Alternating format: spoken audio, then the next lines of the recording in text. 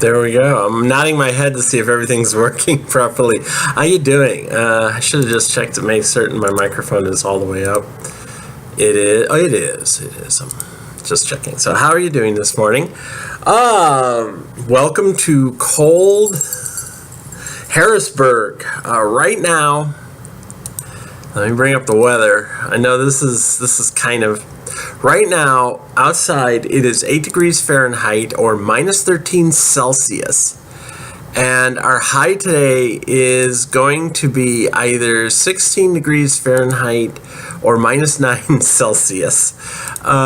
We are in the middle of the bomb. You know, we got hit with the cyclone bomb the other day.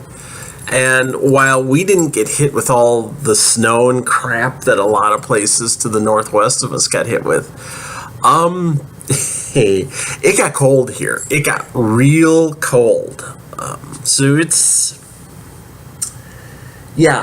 sunny outside. I mean, as you can see, there's a lot of light in the apartment this morning.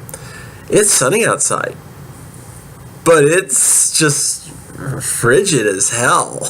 I was out in it yesterday for a little bit, and it's cold, especially when that wind's blowing. And it's been like this since Tuesday.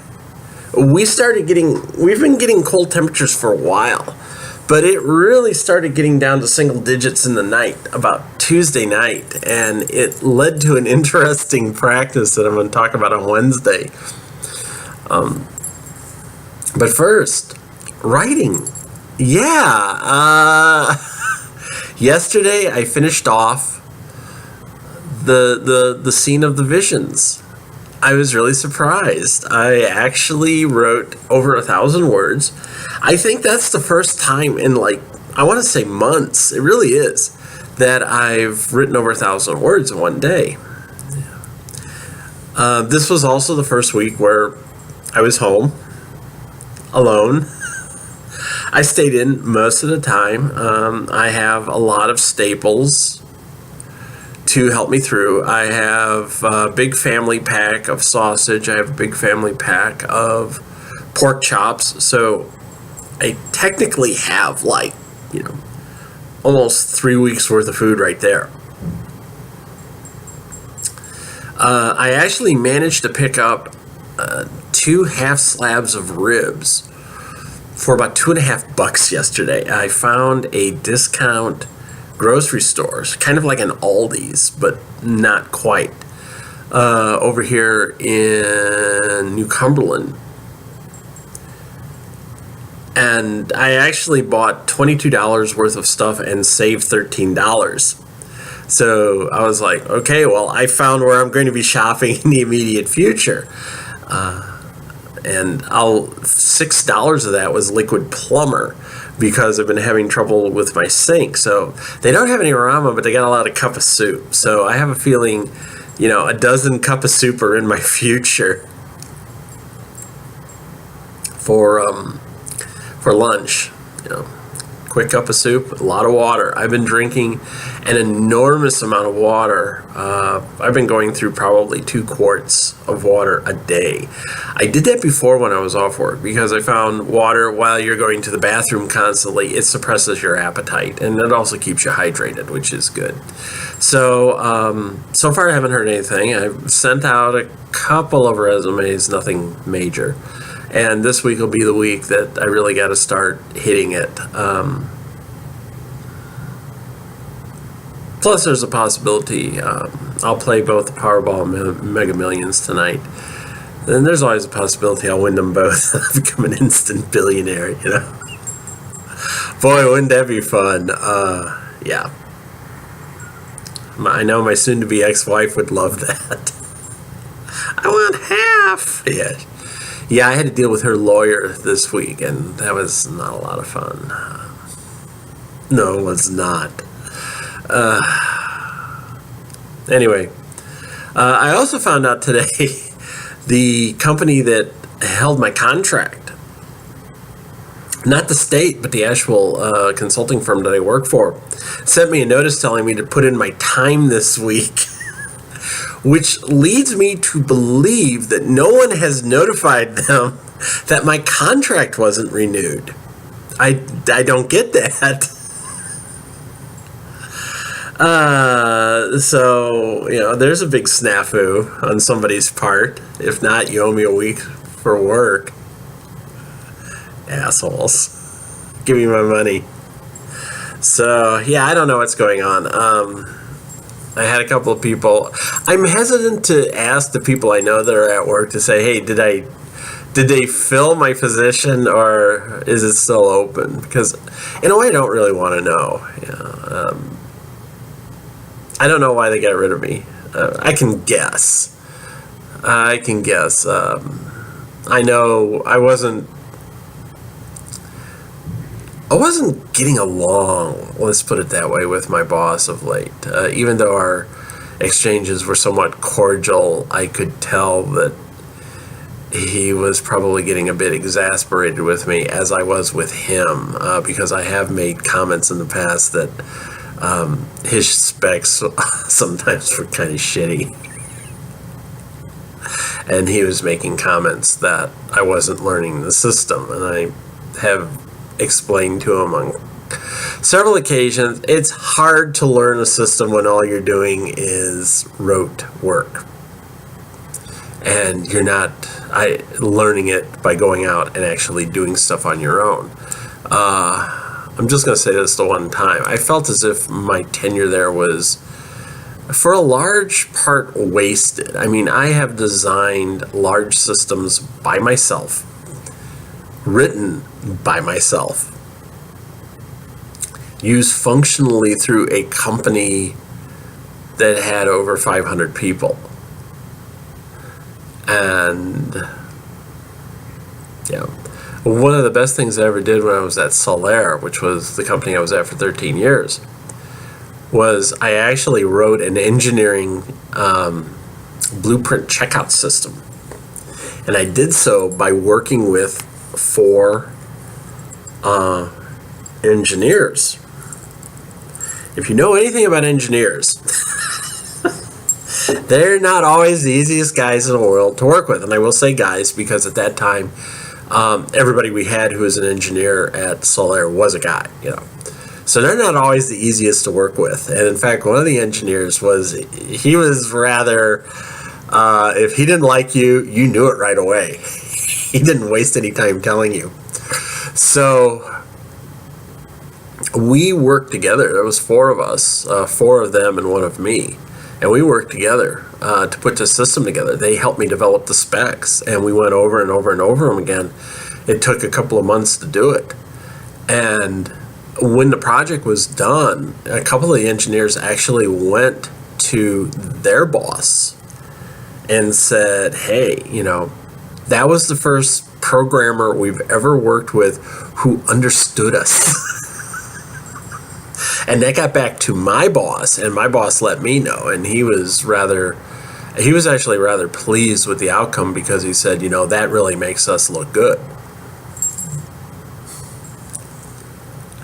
That's all the past. I'm just going to let it go. I'm going to do an Elsa here. Let it go. And that'll be it. So let it go. Let it go. Don't give a fuck anymore. Let it go, let it go. Flip the table, screw you all. That's the alternate version of Let It Go. Look it up. Yeah, look it up. Adult version, Let It Go. And it's really funny. Fuck it all. Fuck it all. Don't give a shit anymore. So anyway, yes, I finished the scene where Annie and Carrie had their vision. All 1,600 words of it, almost 1,700 words. It was like 1,687, something like that, words, almost 1,700 words. With an interesting comment of, whoa, is this really a vision of their future? Yes, Rennie, it is. Divination usually involves seeing the future. We know it's not their past. So yes, it is a possible, let's just put it that way. Remember, everything we're dealing with here is a possible future, because the kids could always die, I hate to say that, but Carrie is always the one who points that out, is that we could die. One of us could die, or both of us could die, in which case that future does not come true, but it is a possible future for them. It's a possible future. So they, at some point in the future, with Carrie's long hair and Annie with a helix piercing in her ear, at least one that we know of, you'll find out how many she actually had. And Annie's wearing a backpack and all this other stuff. Visiting a place that apparently they've been to before. So, and I actually know where the place is. I know exactly where they were walking. I know when they will visit that for the first time. Whether they'll actually go there for the second time, I don't know. But yes, it is a possible future. And what'll end up happening is the way Carrie ended his sentence. He was in the middle of saying something, and we will pop, in the next scene, pop back in to the classroom where he finishes that sentence. And, comes out of the vision, because we've seen both of them actually do that. That's a lot of times they come out of their visions finishing a line or finishing an action or something like that. And we know from the way it started that we saw how they get this dreamy look on their face and they're kind of like staring off into nothing, and they begin pantomiming and they're saying, it doesn't look as if much has changed since the last time we were here. No, sure doesn't. That's how they talk. They actually speak out the whole, their parts. At least we've seen that. Which makes for some interesting actions. So the next scene will actually be Deanna sitting down with the kids and going over what happened. And there's going to be some rather interesting revelations in that scene, as well as something that's going to be kind of spooky. And then there will be one more scene after that where Annie and Carrie will actually be discussing the vision. And then we'll get into the next chapter. The next chapter, I believe, has to do with Annie finally figuring out how to astral project. That should be fun. Little witch. Oh, my little witches. They're getting so big. And then it'll be Annie in her roller derby recruitment. And then it'll be Carrie during one of his races. And usually when we see Carrie in a race,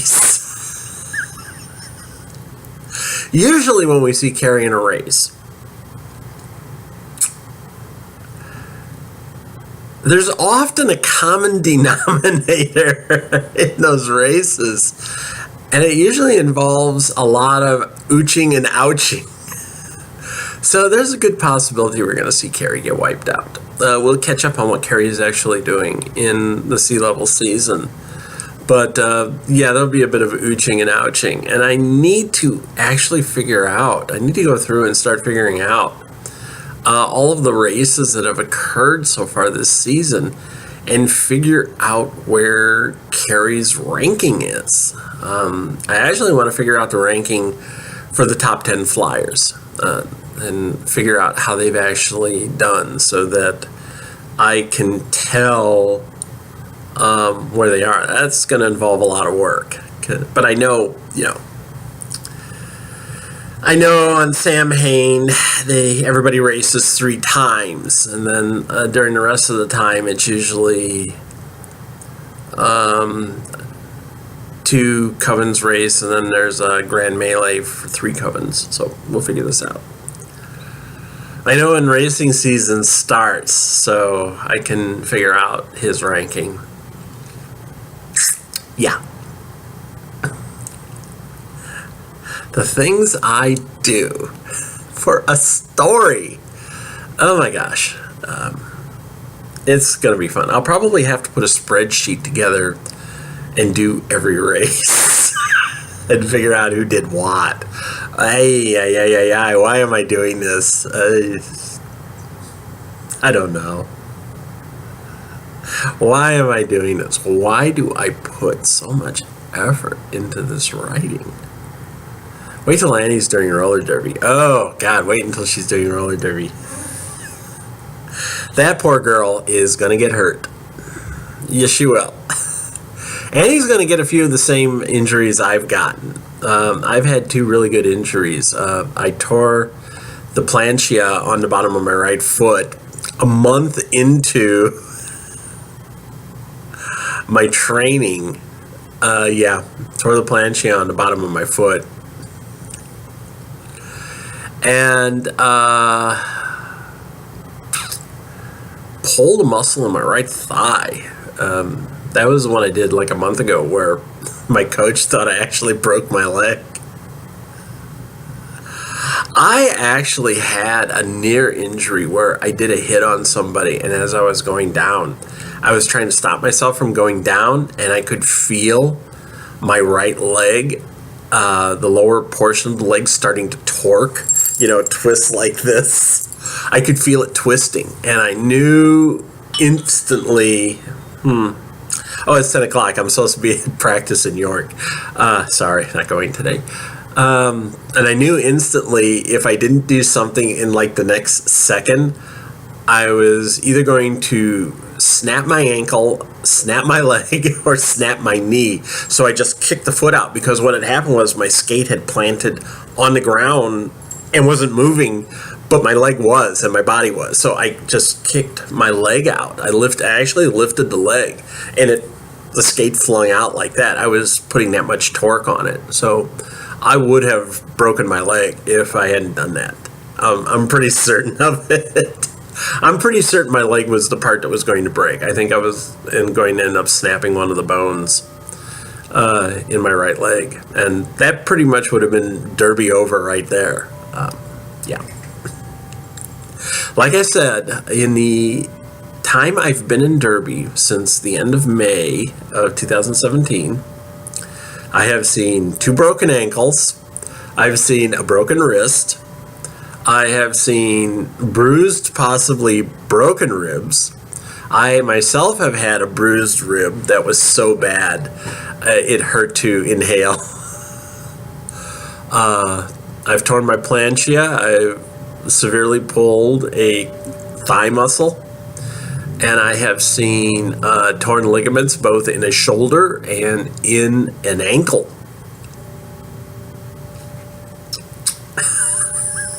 Yeah. So much fun. So Annie will get a few of those injuries. Fortunately for her, she'll heal a lot faster than we will. Usually you break an ankle, it's like 12 weeks of recovery, and Ariel broke her ankle and she's still coming back. She was upset the other night because she did her 27.5 and she missed it. I guess that's like one of the first times she's ever failed at 27.5. I'll get to that in a second because of what's going on. But yeah, Annie will have to do that. She'll have to do 27.5. I've looked up all the stats, all the stuff you need to do as a junior member of WFTDA to certify, and that's one of the things she has to do. Skate that 27.5, Annie. Okay, so yeah, we'll get to all of that, and then after all those chapters are done, I'll be sending my kids off to Pamporovo for Christmas, and I hope to get to that before the end of the month. I really do. I think it's possible. And that'll be good. Kids will be off to Pamporovo. They get to spend time together. They get to have Annie's parents watching them like hawks, to make certain that, certain little hormones aren't kicking in and happening while they're out at a lake house nearby. About a quarter of a mile away, but, still nearby. Annie's lake house. That's going to be an interesting scene when Annie takes Carrie into the lake house for the first time, and she will. That'll happen the day after they arrive in Pamporovo. She'll take them down to the lake house, and they'll have to walk down there in the snow, because there will be snow in the mountains. And she'll take him inside, and he'll look around, and there's the kitchen, there's the dining area, there's the cozy living area in front of the fire, there's the bathroom in the back, there's Annie's bedroom in the back, there's the library directly back, and directly under the loft, and there's the loft, and we all know what happens there. Since Annie's made it quite clear that loft is there to serve a particular purpose.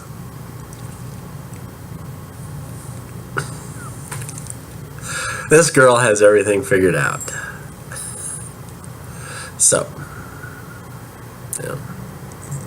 let's hope their hormones don't get the better of them. Kitty, I want you so bad. Yeah, Annie, I want you too. But we can't. Who says? Oh, what about that what about the fun we'll have if we have sex now? Teenagers are going to have sex. There's little you can do. When teenagers want to have sex, they're going to have sex. That's just all there is to it. It sucks. It sucks that at an age where you're trying to figure everything out, you're being driven by your body to do things that are not necessarily in your best interest. And part of that is, it's funny if you think about it. People complain nowadays about how early girls begin developing. And a lot of that is due to diet. It's not the hormones in food, it's actually diet. You have teenagers who don't have to get up at 4 o'clock in the morning and begin working for 12 hours alongside their parents. You don't have kids who are succumbing to diseases at the age of 9. Although the anti-vaxxers would love it if that happened. They seem to think, diphtheria is a good thing cholera is a good thing. Polio is a good thing. You'll develop a natural immunity to that shit. You may not ever walk again, but you'll develop an immunity. But that's the thing. Probably girls were developing at like 13, 14 years old. And dying in childbirth by the time they were 25, But kids are developing earlier today because they have a healthier lifestyle. I mean, let's face it. For the most part, most kids, I won't say all, it seems like a lot of white girls who are middle or upper middle class are developing earlier. And that's because you do have a somewhat healthier lifestyle than our counterparts did even 100 years ago. So, the body is kicking in, which means by the time you're 12 years old,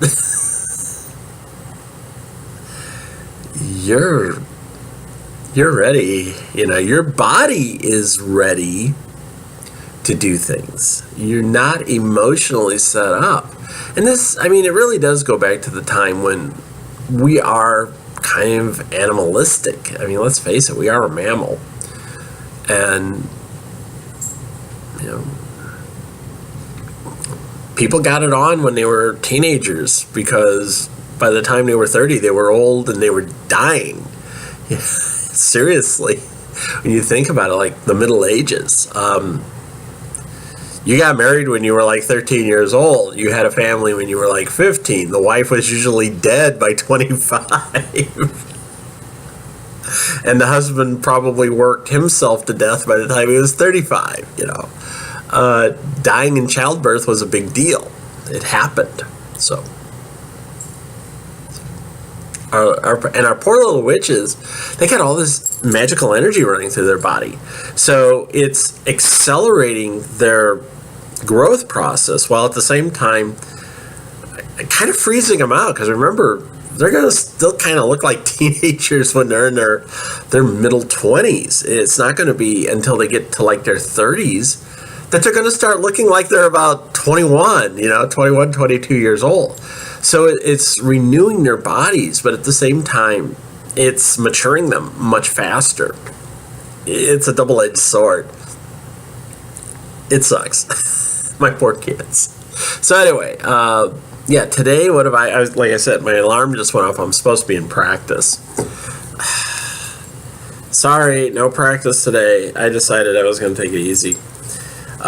Actually, I've been doing a lot of off-skate stuff. I've been doing squats.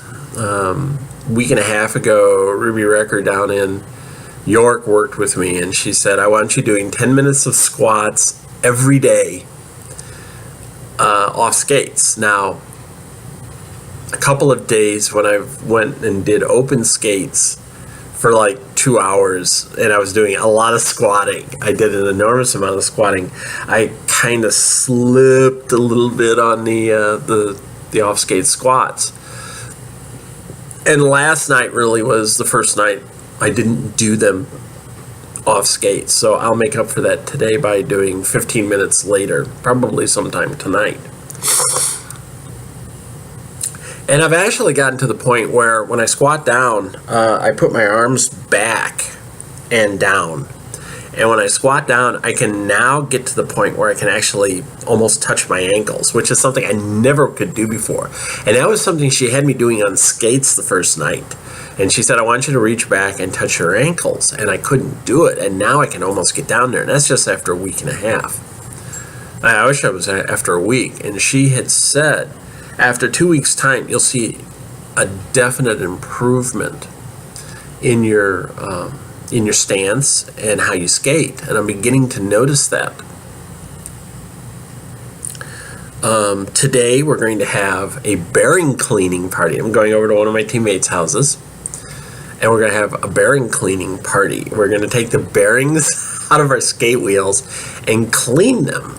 This is a form of preventive maintenance that you're actually supposed to do like once every couple months or so, especially if you have a dirty floor. During the summer, the floors get dirty real fast. So you pick up all sorts of crap. And if your bearings, which are what your wheels roll on, are having to deal with a lot of crap, they're not rolling properly, which means it's friction, which means your wheels aren't turning fast enough. And if your wheels aren't turning fast enough, you're getting held back. And my skates, the bearings have never been cleaned on them. So once I learn how to do this, it'll be something that, I can get a bearing cleaning kit for like $20 and some isopropyl alcohol and clean up my skates. So, in fact, I'm going to take some isopropyl alcohol with me. I've actually got a couple of tools I'm going to take too. I'll show them to you. This is, well, they call it a bearing torquer. You're supposed to put this in the bearing and torque it out. But my bearings are in my wheels so hard that I'm hoping there's a bearing puller. And it's a device you just pull in there and you just yank the bearing out. I'm going to use this to put them back in. And that's basically what this is good for. You just pound it back in. I'm hoping Ariel has a puller. I think she does, which I'll have to use because I don't think I can use this to get my bearings out. But I'm taking this as a punch. And then I have my 3-way tool. This is my 3-way. This part is designed to tighten and loosen your toe stops. This part is designed to take off your wheels or put them back on. It's for the wheel bearing, wheel nut. And this is to tighten or loosen your truck nut. And the trucks are what your skates actually, when you turn your foot and your wheels go back and forth like that. Those are your trucks. So, right there. And probably the next thing I'm going to have to work on is getting new cushions, which are what your trucks set on. They're like a little pneumatic disc that you ride on, and it's generally stated that blockers go with softer cushions because it gives them more support, it gives them better contact with the floor, and supposedly doesn't make them as fast. But I know Devour has stated that she runs like very soft cushions, and she flies. I mean, she's real fast. So she doesn't adhere to that. In fact, she says she likes it because she can feel the compression as she's going into the turn, and it helps, she feels, get her skates hooked up to the track better.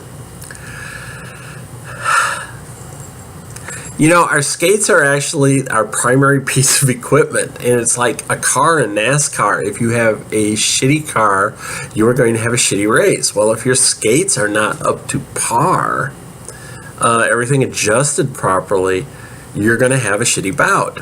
And there's so much to do with like tightening or loosening your trucks, having the proper cushions, having the proper toe stop height, having your bearings clean, even having the correct wheels on. And this was something we ran into Wednesday night. We started going through recertification, or in my case, a certification.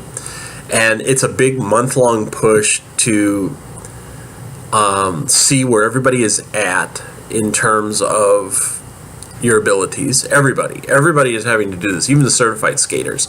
They're not going to lose certification, but as Roxy said, this will tell me where you're going to be placed. You know, are you going to make the A team, or are you going to be the B team? And for us that need to be certified, this is the big push to get us certified, you know, by the end of the month, to be able to go, hey, Cassie, what's your derby name? And we can actually say it, you know. That's the thing. It's to determine where the certified skiers should be in terms of their teams. York has this too. They have enough skaters that they actually have an A and B team. And if, you know, you may be one of the reserves if you don't have the skills, or what they figure out the skills. And I think the same thing is going to happen here. This is going to be a test to see if you're going to be one of the people that's out on the floor all the time, or if you're going to be held in reserve. I was told on the stuff that I've done, a couple of things need work. One of which is my double knee falls, where you fall to the ground and then get on your knees and get back up. As Roxy said, they're kind of inconsistent. She said, you know, you'll do one right and then one will be all over the place. You don't have good control when you fall. And then you'll do like two right and then one's not right. So she says, work on your consistency. And I know I might have trouble with my plows, but I'm getting better at that because I'm learning to sit down faster and get my feet out. So I'm hoping I don't have problems with that. You know, the thing is, you're supposed to come to a complete stop in 4 seconds. I'm hoping to do that. Going to work on that. She said something else. Oh, and stepping. She said you were rolling a little bit, because everybody was. And she said, but none of it is like a dinger. None of it is like you're not going to certify because this was so bad. You know, she basically said, yeah, it's okay. You can do better. And part of it is, like I've said, my form has been bad. I've been doing a lot of standing up. And now that I've been working, I've finally gotten to the point where I'm getting lower and lower into my derby position. So it's not as bad. We did a massive skate around at high speed around the big track while weaving in and out. And I was actually, I did pretty good. I think I never heard anything about how bad it was. So, and we did sticky skates, and we did coasting on one foot and all this other stuff. But I did a 27.5, and I haven't done a 27.5 in quite some time.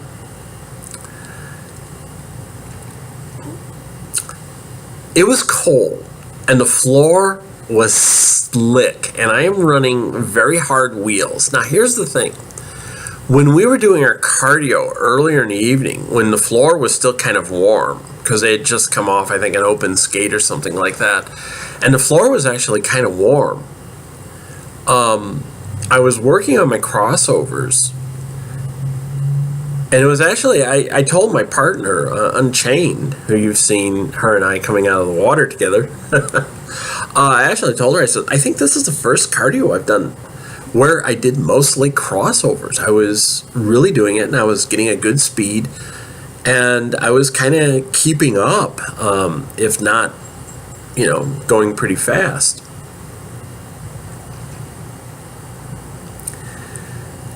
So I didn't feel bad, but one of the things I did was I waited until like the very end to do my 27.5, because I even said, I'm a little scared about going out there. I'm kind of worried. Big mistake. The floor was slick because it was cold. When it gets cold, the floor becomes like ice. And I did one lap and began sliding all over the place. That night, Wednesday night, we had actually 2 people out of everyone that was there. And there was like 20 of us. We had, out of everyone that was there, only 2 people actually did their 27.5s. Dapper Asian, who is the guy who's married to Clutch from York, he comes up and he works out with us. And he came over and he's like, dude, and he always calls me dude. I don't take any offense to it. He calls everybody dude. But he's like, dude, he says, I couldn't skate out there tonight. He says, that's the first time I have never done a 27.5. And he says, even including my first time, he said, I have never missed a 27.5. He says, that was the first time. And I said, I was watching you when you were doing cardio. And I said, and I could see you sliding. I said, I saw you sliding as you were going into turns. And he goes, it's just horrible out there. He says, that track is just horrible. And I saw a couple of other people. I know Unchained, she missed hers. When I timed her, she did her second 27.5 in 4:53. She did a 5:17 this time. And even she said, I couldn't get through the turns. The turns were just slick. Ariel, who's quick, she missed hers. I mean, she missed it by like 1 or 2 seconds, I believe. I think her time was like between 105 and 102, and she was upset because she didn't make her 27.5. I know I saw Bai was struggling out there. I saw a couple of people struggling. When I got out there, I was just like sliding. I'd start to go do a crossover, and it was just like, I could feel the wheels just sliding out from underneath me. I couldn't get any grip. And not only that, but I was tired of my thighs. I felt it. And then when you get in that kind of position, mentally, your head just goes away. And you start losing focus. And I knew I was standing up a lot, which was bad. I wasn't maintaining proper derby stance. You'd get back down and try to get some speed, and then you go into the turn, and all of a sudden, you're all over the place. And I'm running really hard wheels, which is something stupid I shouldn't be doing. But at one point in my 27.5, I actually fell down. I went to do a crossover because I was on the track with another person, and she got directly behind me for like 2 laps. I was like, and she was faster than me. She had already passed me twice, and then she got behind me and wouldn't get around me. And so I tried to do a 27.5 to put some distance. I tried to do it, not 27.5, tried to do a crossover to put some distance between us. And the minute I pushed off with my left foot, I went down. And it was just like, I pushed off like that and just boom, went straight over. And since she was right on top of me, she just tripped right over me. When you fall, you screw your time by about 15, 20 seconds right there. Sometimes as much as 30. Because you got to get back up. Usually you're up on your feet within like 5 seconds, because we've gotten to the point where once you get down, you have 3 seconds to get back up. So everybody's usually pretty good at getting back up right away. But then you got to shake it off and, get it out of your head, get back up to speed, and you go into that first turn kind of hesitant because you fell in the last turn. And you're kind of like, yeah. So when I did that once before, I fell, and my final time was like 5:45. I had a 5:45 time. And I talked to Ida about it afterwards, and I said, how much time do you think I lost? I said, I probably lost a good 15, 20 seconds. And she said, yeah, she goes, losing 20 seconds is not impossible because of all the stuff that you have to go through. In fact, sometimes you can lose as much as 30 seconds. So when we were looking at that, we figured that my actual time on that skate would have been like a 5:25 to a 5:15, which is more doable. This time I skated the 6:35, which was horrible. And even if you assume that I lost, 20 seconds, I would have skated a 6:15. It was horrible. I even resolved to myself, I can never do a +6 again on a 27.5. There is no reason in hell why I should be taking more than 6 minutes to do a 7.25. And Roxy and I spoke afterwards, and she said, yeah, I'm kind of worried about that. She goes, I said, yeah, that's the one thing I got to do that to close the deal. And that's what I said. She goes, well, you'll get it eventually. But she goes, the only thing you can do with the 27.5 is you keep doing it over and over and over again until you get it. And she said, I hope it's sooner than later. So do I. So one of the things I'm looking at now is seeing if I can pick up some harder, softer wheels, some like 93As, so I can grip on these slick-ass floors. And like, I know Monday and Wednesday are going to be cold. Unchained's going to bring in her 93A Jukes for me to try out. And I'm going to try them out on Monday. And if I like them, I'll order a pair. I'll just bite the bullet and order a pair. Don't have a choice. Then I'll have my 96 for when the floor is stickier, and I'll have my 93s for when it's slicker. And most skaters in derby have like 3 or 4 pairs of wheels anyway. In fact, some skaters actually set up their wheels with like 3 fast wheels and 1 sticky wheel, and they'll put the sticky wheel in the upper right hand quad, as that's their some will put it in the upper right hand quad so that when they're going into a turn, they get that wheel down, so that's their sticky to slide through.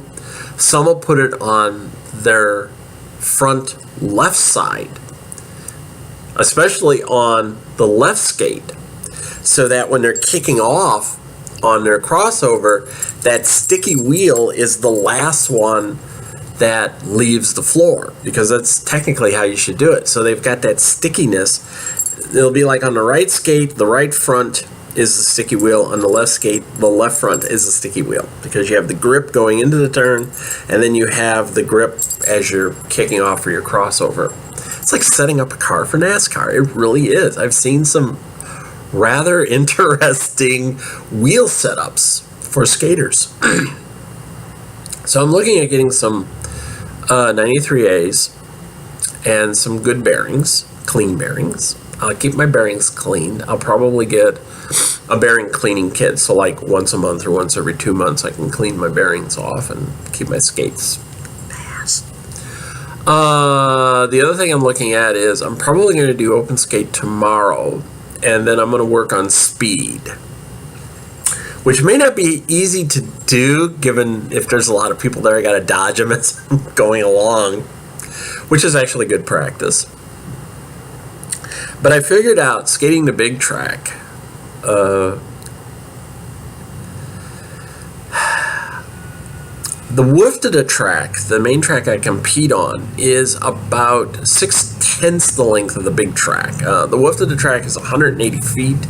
The big track is like 300. The big track is on the outside. That's what we usually skate for some practices. And that's what last week Ruby had me working on that, and she had me like skating in a squatting position all the way around. And that's what I'm working on now, because one of the things I pointed out to her was, well, Roxy told me to get down wide and get down low and widen my stance when I go into the turn so that I get a good crossover. And she's like, So why don't you just stay low the entire time and do crossovers all the way through, which is something that a lot of good skaters, when they're doing a 27.5, that's exactly what they do. They stay low and they do crossovers through the Woofta Diamond, and it works. So you get that nice push off. And the thing it actually helps with is that you get a momentum, you get a rhythm. You can't really do that on a big track. But I figured out that 3 1/4 laps of the big track is about 5.5 laps. There's a little over 5 laps of the Woofta track. It's actually almost 5.5 laps. Let me look at this.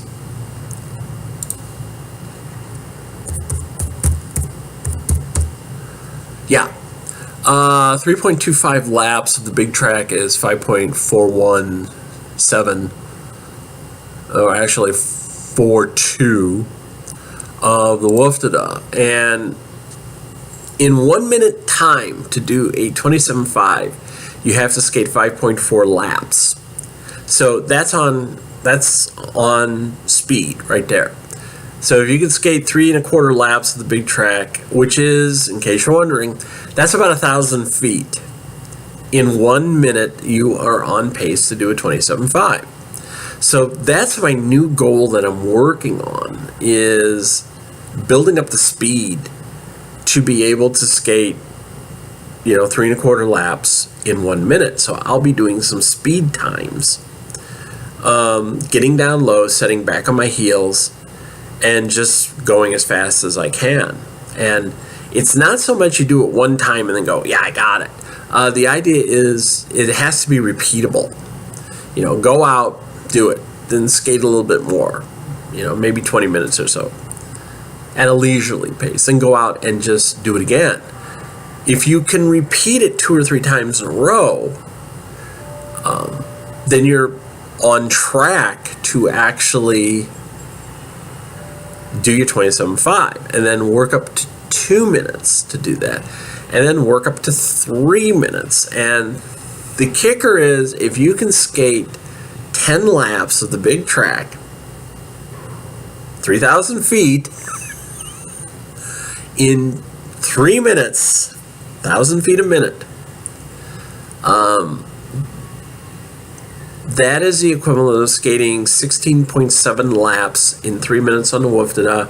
And when you work that out, that comes out to 27.85 laps of the Woofta. So just a little over 27 3/4, which means you're actually on target to do a 27.5 in 4:45 to 4:50. You got yourself some breathing room. So that's really my goal, and that's something I want to do real bad. I have a feeling like the last thing I'm going to have to do is that.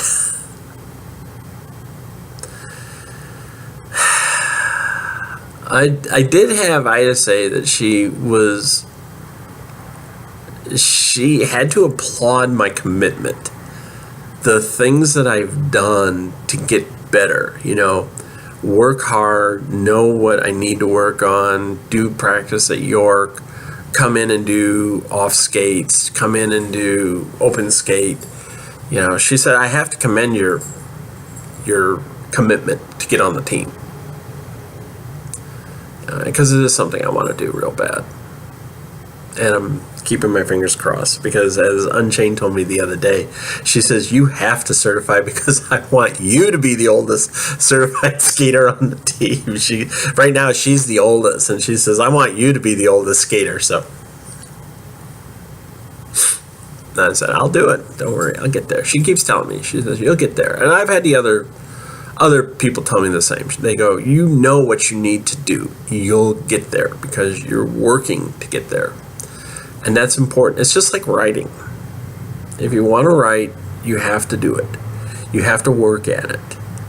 And the more you write, the better you'll get. Well, skating's the same way. The more you skate, the better you will get, if you do it the right way.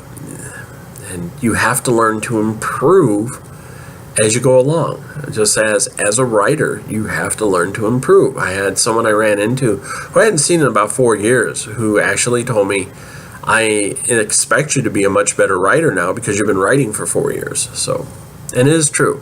I am a much better writer than I was 4 years ago. I haven't sold anything, but I'm still a much better writer. So I've been talking a long time about writing and about skating. Hope you enjoyed it. I will let you go. And I'll talk to you next week, and we'll see how things are. See you around. Bye-bye.